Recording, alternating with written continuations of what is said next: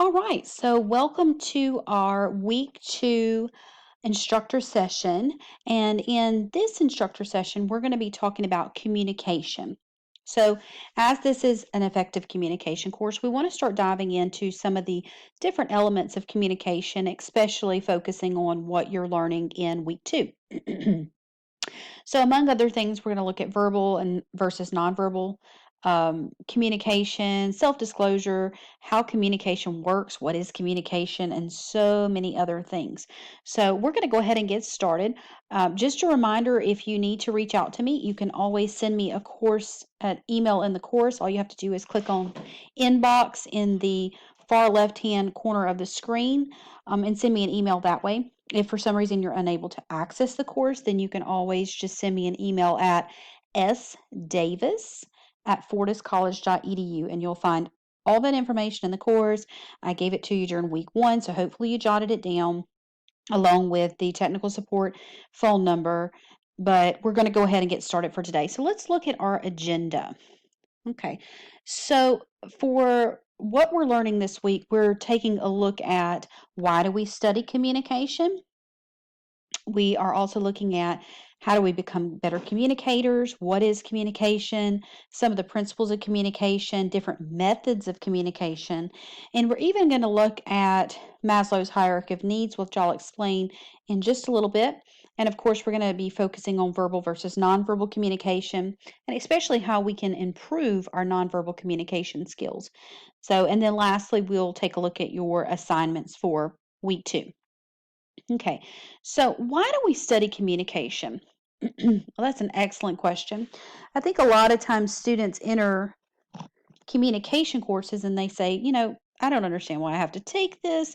This has nothing to do with my field of study. Communication has everything to do with your field of study.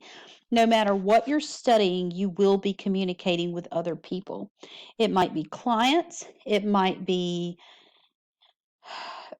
supervisors, it might be different it's just everyone you're going to be communicating with, and maybe it's not even from a professional level.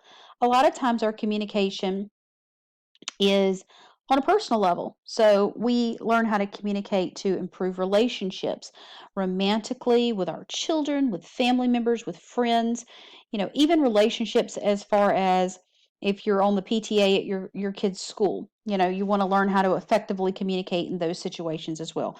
So communication is literally one of those things that we do whether intentionally or not all the time. Okay, so communication is so important to our lives, and that's why we want our students to learn how to become better communicators, and thus the reason for this course. So, again, why do we study communication?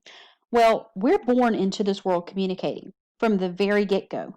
With a baby's first cry, they're announcing to the world, hey, I've arrived and I need something from you. So, messages are conveyed in terms of infants through, or we convey them to infants through gentle touches, soothing voices. So we're already working those verbal and nonverbal aspects of communication with our tiny little babies from the very get go. And they are communicating with us from the very get go through cries and grunts and things like that. So as we mature, we learn to express our thoughts and our feelings and our needs and even our desires through our behavior and language, through the way we listen, the way we empathize with people or sympathize with people, through our emotions. There's just so many things that go into communication. And we're social beings. Even if you are a self professed introvert, you are still, to some degree, a social being. So we're born as social beings. We require people at some level. Each of us requires another person or other people. We're not meant to do life completely alone. We depend on others to meet our needs. So we form organized groups such as families or neighborhoods or teams or clubs or even societies to help each other along the way. And sometimes that even involves things such as our children. So, if your kids are on teams or in clubs and so forth, then you're having to socialize on that level as well. Communication with others also helps us to understand ourselves, helps us to understand other people, and even our world as a whole. So, our bonds with our siblings, our friends, our spouses, our significant others, our neighbors, our colleagues, our children, even our classmates to some degree, help us to give our lives meaning of some sort. So, even if you're an introvert, you're a social being. If you're an extrovert, you're an extra social being. So, if communication is innate, meaning we're born communicating, then why do we need to study it? That's an excellent question. Just because we've been communicating all of our lives doesn't mean that we do it well. It doesn't mean that we're great at it. I am a communication professor. I do this for a living. I have numerous degrees in this field. All of that to say that I'm still learning about communication every day of my life. And I don't always practice what I preach. So I might tell you all day long how to handle a conflict situation or something like that, but it doesn't always mean that I handle conflict perfectly every time. That's because even though communication skills are something that I was born with, doesn't mean that I'm always utilizing them in the best way possible. And the reason for that is communication's complex. It requires skills and techniques and ongoing learning and especially ongoing practice to improve in these areas. We can always look back at a communication situation and find something that we probably could have done a little bit better, no matter where you are in life. And that leads me to my next point of effective oral and written communication skills are vital to our personal and professional successes. If we want to have successful relationships with our family members, our friends, or even our children, we have to continually work on our communication skills in that area. If we want to move up in a company or we want to obtain a different job, we have to continually improve in the area of both oral and written communication. So overall that verbal communication. All right. So how do we become better communicators? Well, that's the question, right? A 20th century philosopher suggested that to become a better communicator, we need to become more aware of what we as well as others are doing when we communicate. I think that's so important. So many times we focus on the verbal aspects of what we're communicating, and we don't look at the nonverbal messages that are taking place as well. And I'm going to dive into that later in the meeting, but do keep that in the back of your mind for right now. We need to be aware of what we are communicating at all times.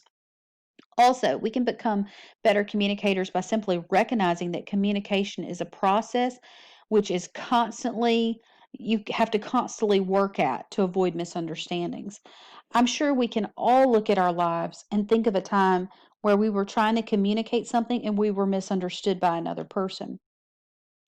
And by working at that and even analyzing that situation in our own lives, we can see where we could have improved, and thus we can take those ideas for improvement on to future communication situations and hopefully avoid misunderstandings. And I think this one is so great. In order for us to become better communicators, we have to expect to be misunderstood and expect to misunderstand others. Let's try that again. So, in order for us to become better communicators, we have to expect to be misunderstood and we have to expect to misunderstand others. And what I'm saying is, when we go into a situation and we think we've communicated something clearly, but we don't get the reaction necessarily that we were thinking we would get, perhaps you should expect that that person might have misunderstood you. Maybe there was a different way that you could have approached that situation with that person or communicated your message to make it more clear. Maybe try again, you know? Another thing is we have to expect to misunderstand other people. I can't tell you how many times I've had situations where I thought someone was being sarcastic with me, or even giving me the cold shoulder, or maybe it wasn't even something negative, but those are the things I can think of off the top of my head. And really and truly, that's not what was happening at all. Maybe they were having a bad day, and I thought they were mad at me, but they were just having a bad day. And so I misunderstood them, their message, whatever it was that was going on. So we have to expect to be misunderstood, and we also have to expect to misunderstand other people. And it's important because that affects the meaning of the message on so many levels. All right, so what is communication? Well, communication can be defined as a process by which we share ideas and information with other people. It's a really broad definition, okay? Communication is not just verbal, though. I know a lot of times when people think about communication, they think about it from a verbal point of view only. But communication can also be nonverbal. So when you think about verbal communication, think about the written or spoken word. So an email would be verbal communication. Even though you're not speaking it, it's still written words. Speaking to someone is obviously verbal communication. But communication also has a different aspect, and that's nonverbal communication. And that's when we communicate messages to other people non-verbally through eye contact, our facial expressions, our hand gestures, even our body position and posture, our movements, and so much more. So that would be nonverbal communication. When we communicate, we interact with each other, um, and it's an ongoing activity of engaging other people in communication. So communication um, communication is done whether we like it or not, especially when it comes to nonverbal communication. So, well, I'll dive into that in a minute. I don't want to jump ahead of myself here. So, because communication is something that's ongoing, we have to continually work to build, maintain, or even change the relationships we form.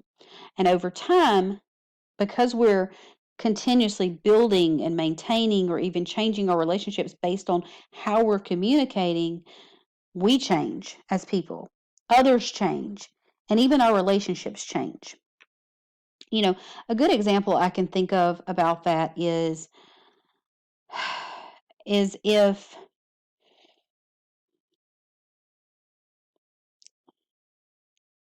hold on just a second, I'm trying to think of how to word this best. Let's say that you have two people that are not very great at communication. They are they've learned their communication through other people, and they're just not very great at it. Does it mean that their relationship is doomed? No, not if they're working on it, not if they're working on their communication skills together, not if they're working to build better communication skills, or whatever. It just means they're in a growth period. And so as they change, then their relationship will continue to change as well, and hopefully for the better. So, with that being said, communication is a lifelong process. And as we gain experience in communication and we practice our communication skills, we sharpen those communication skills, and we even take them to the next level. Okay. So, let's talk about the principles of communication. Just a few principles of communication would be that, first of all, communication is symbolic. So, we communicate using words, um, and even nonverbal communication as well. But the words are only symbols. They're not actual objects themselves. Communication involves words, pictures, sounds, marks, all of which can represent something else, which is where it gets sticky in terms of culture, because a lot of times the way you communicate and what you're communicating is rooted in your own culture. Communication also involves a shared meaning, kind of tying back to that culture, but also a little bit different here. When you speak with a friend, as an example, and she tells you of an experience that she recently had, you are able to understand her experience because you have a shared meaning of the words and symbols that she uses to describe the experience. So let me kind of break that down a little bit here. Let's say that your friend is going through a tough time at work. She feels like she is constantly doing everything, going above and beyond in her job, taking on more work than technically she's supposed to do, but she feels underappreciated. So maybe she's sitting down and she's telling you about that and she's really frustrated.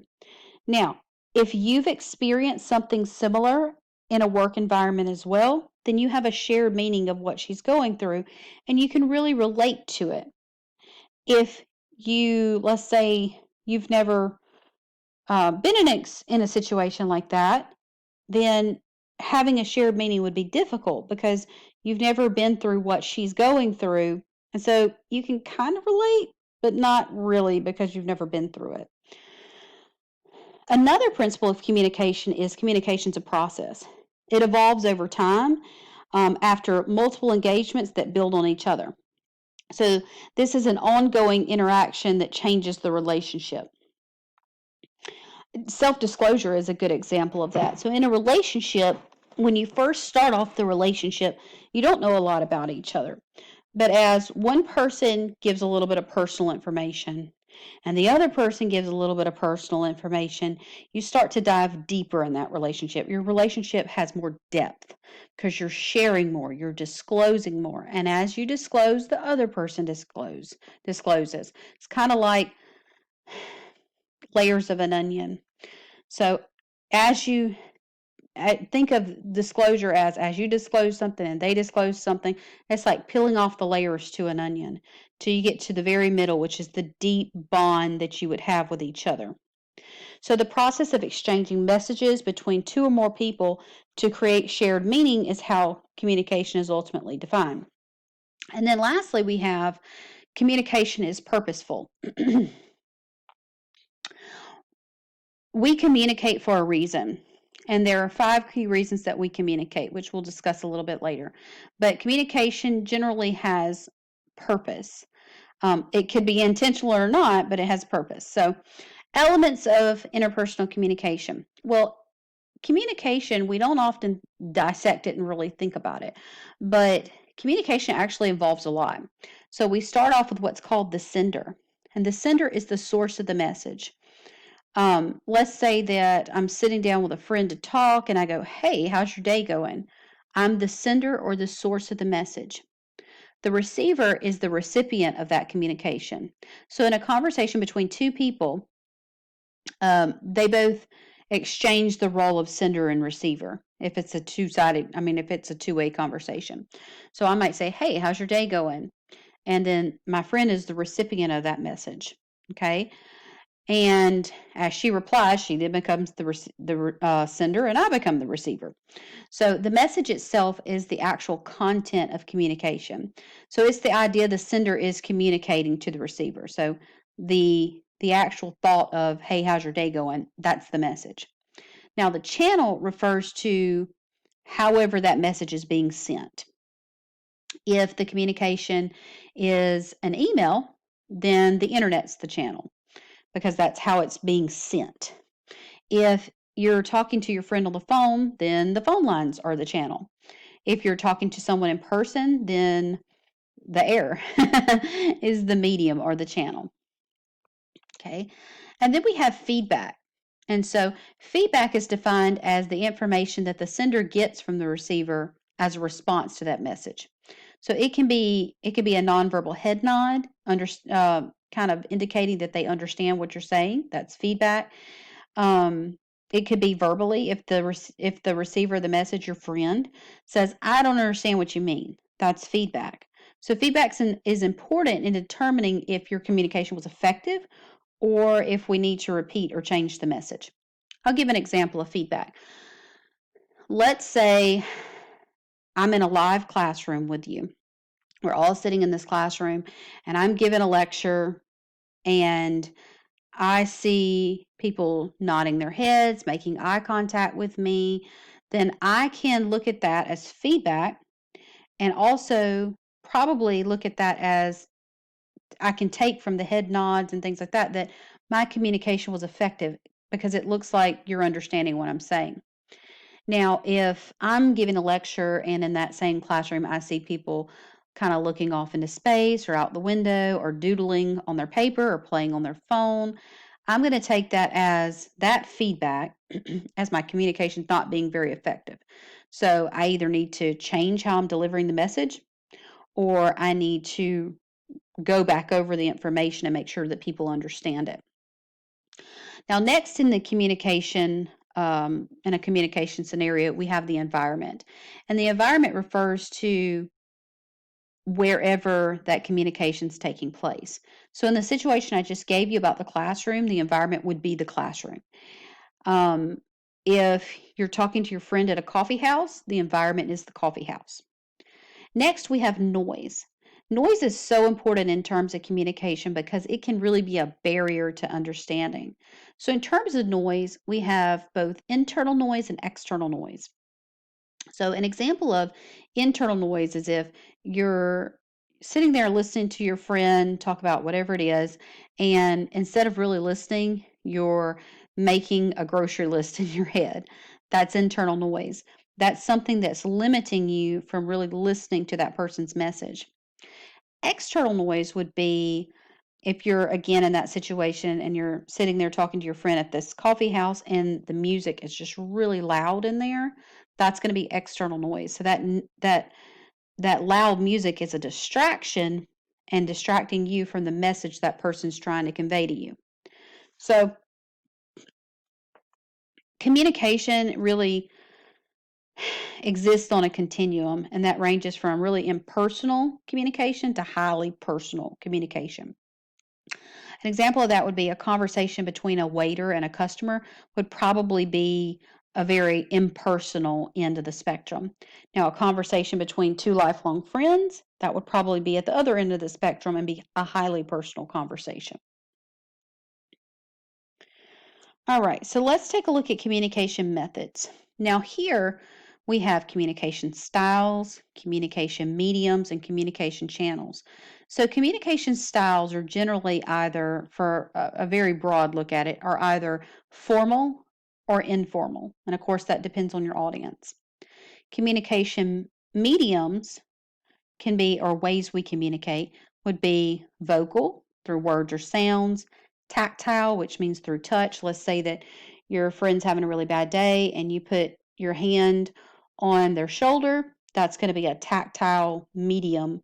It's a way of communicating through touch. We have visual, and that's going to be eye behavior, like eye contact and our body language. We also communicate through olfactory, that's smells. And then we communicate through, obviously, written word. And then we have communication channels. Now, many years ago, or maybe not too many years ago, we had verbal and nonverbal as the channels, pretty much. Verbal communication channel would be spoken or written words. Nonverbal would be obviously without words. Again, that's that eye contact, posture, and so forth. But in today's modern society, we've added one. We now have mediated communication, and that's communication through technology. And that's what we're doing right now. So we're doing a form of mediated communication.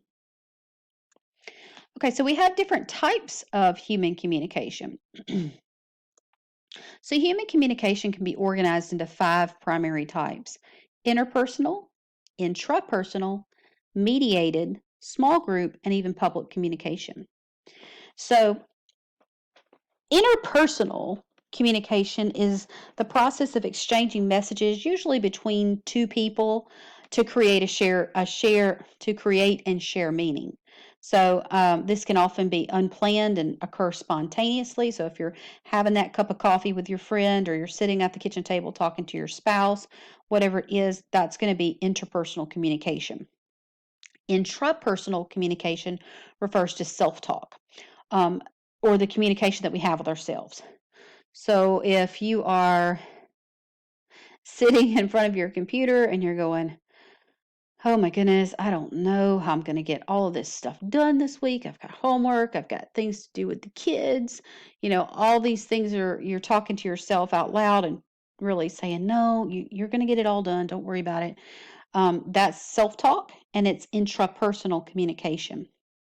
So next we have mediated communication, and that's communication in which someone or something serves as a link between the parties in the communication process.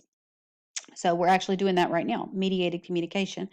So that link could be a computer, a cell phone, or more. So if you are right now, the computer is part of our mediated communication. If you are using Skype with a family member who's across the United States and you're talking to that, or FaceTime, something like that, then if you're doing it on your cell phone at least, your cell phone is going to be a part of that mediated communication. Next, we have small group communication, and that's communication usually among 3 or more people. Some textbooks argue that it's 5 or more people, so it's really either way. But 3, 5 people, something like that. That's small group communication. And then public communication occurs when small groups just become too large for a speaker to engage in communication with all group members. So if I am in that classroom full of students delivering that lecture, and obviously it's going to be whatever, 30 students, or gosh, some colleges I've taught at 200 students in a room, then that's public communication. All right, so I want to take a look at Maslow's hierarchy of needs. And this is something you'll actually see throughout many college courses. But Maslow's hierarchy of needs says that there are certain needs that we need in life to, in order to build and reach other levels of our life. Okay. So the first thing we have to have is physiological needs. We have to have our needs met in this order before we start reaching for other things. So our physiological needs need to be met. And that is our need for food, water, shelter, sleep, anything that is necessary to sustain life. If our physiological needs are met, then we'll move on, and we need to make sure that we have our safety needs met. So we have a need for security, freedom from threat of physical or emotional harm, and protection from violence. Now, if my physiological needs aren't met, I'm not going to seek to have my safety needs met just yet. I'm going to work on physiological until that's done. If both our physiological and safety needs are met in our lives, then we're going to go, I need to make sure that my social needs are met. And that's when we're going to be looking for affection, friendship, appreciation from other people, or even just to belong and to receive or give love. Now, if all of these needs are met, physiological, safety, and social needs, we'll move on to our esteem needs.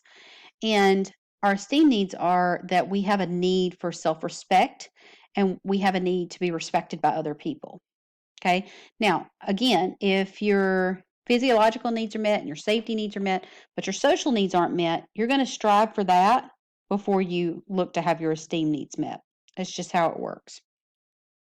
And so let's say that our physiological needs are met, safety and social needs, and our esteem needs, then our last level of need would be our self actualization. And that's a drive towards purpose, meaning, and full potential in our lives. So Maslow was a philosopher, and he actually argued that if we have all of these needs being met, then we are working at our full potential, so to speak. But if not, we're going to stop on one of these levels until we have that need met before we continue on. So just a little fun piece of information there. All right, so let's take a look at our nonverbal versus our verbal needs. Our nonverbal versus our verbal communication. So, what is nonverbal communication? Nonverbal communication is how humans communicate nonverbally through the use of what we call paralanguage. And that's going to be basically our eye contact, our body movements, our posture, facial expressions, and so much more. So, we communicate on so many levels all the time, whether we're trying to intentionally communicate or we just are not trying to communicate to other people. We're still communicating, whether we like it or not. Verbal communication is I said the words we speak here, but oops.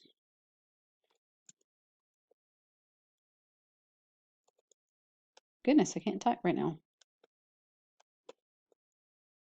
All right. So our verbal communication are the words we speak, either written or spoken. Okay. So again, verbal communication can be obviously the words we speak to other people, and it can also be in written form, such as an email, a letter, whatever it is. Now, the real question is, what if our nonverbal messages and verbal messages are conflicting? What do we often believe in such a situation? Let me give you a great example. Let's say that your significant other just came home from work, and they walked into the kitchen and they said, "Hey, how are you doing today?" And you said, "I'm fine." And you said it in that tone, and your arms were crossed and your face was all squinched up. Now, in that situation, would your significant other, would your spouse, whatever, would they believe the words "I'm fine," which is the verbal message, or would they instead look at the fact that your arms are crossed, your tone was stern, your face is squinched up?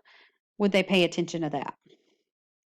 Because obviously, that's a situation in which your nonverbal messages are conflicting with your verbal messages. Well, hopefully, they would look at the nonverbal part of things, and that's what we normally do. In communication, we generally look at when you have nonverbal and verbal messages that are conflicting, we often believe the nonverbal message over the verbal message. We would take that as you're not fine, and we need to sit down and talk your day out and see what went wrong. So, with that being said, nonverbal messages are so much more important than people often realize because they convey so much more meaning. They're often the things we rely on to understand that person. They are intentional or not intentional. And so, let's look at a different scenario. Let's say that um, acquaintance of yours approaches you and just wants to say hello and chat with you for a minute, and you're sitting at we'll go back to the coffee house example. Let's say that you're sitting there and you're having a cup of coffee, and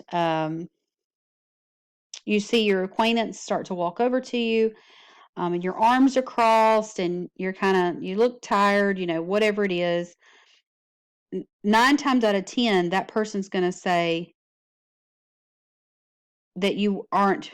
Um, they're going to feel like perhaps you don't want to be in that conversation. So if your arms are crossed the whole time and you're just kind of sitting there and you're not being very talkative, the person's going to take that as you not wanting to communicate with them. They might take it as you're giving them the cold shoulder. They might take it as you're mad at them. There's so many ways that we can take that situation, when in reality, let's say that it was none of those things. You were actually really happy to see your old acquaintance, but it was really chilly in the coffee house and you didn't get a lot of sleep last night. So maybe you did want to sit there and chat for a little bit, but the messages you were conveying to that person were misunderstood because of your nonverbal communication. Now, with that being said, let's go back to what I told you we would circle back to in just a little bit. um, the philosopher. So, the philosopher that we were talking about earlier said that how do we become better communicators? Well, we have to become more aware of what you and others are doing when we communicate. So, we need to be aware of the fact that our body language in that situation makes the other person probably feel like you don't want to talk, even though it's not that. You were just chilly and tired that day.